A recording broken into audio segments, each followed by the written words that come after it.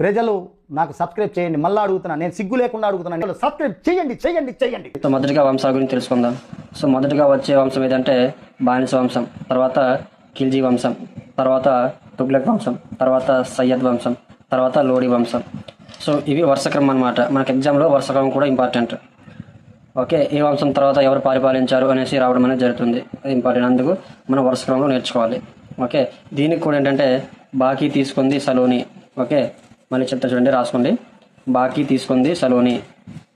ఇక్కడ మనకి కావాల్సింది ఏంటంటే బా అంటే బానిస వంశం, అలాగే కి అంటే ఖిల్జీ వంశం, తి అంటే తూ కింద రాసుకొని మనం తుగ్లక్ వంశం, స అంటే సయ్యద్ వంశం, అలాగే లో అంటే లోడి వంశం.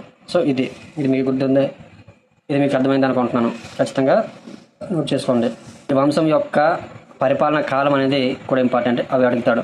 ఇప్పుడు చూడండి, బానిస వంశం వచ్చేసి 84 సంవత్సరాలు, ఖిల్జీ వంశం వచ్చేసి 30 సంవత్సరాలు, తుగ్లక్ వచ్చేసి 94, సయ్యద్ వచ్చేసి 37, లోడి వచ్చేసి 75. సో ఇది ఈ వంశం యొక్క పరిపాలన కాలాలు.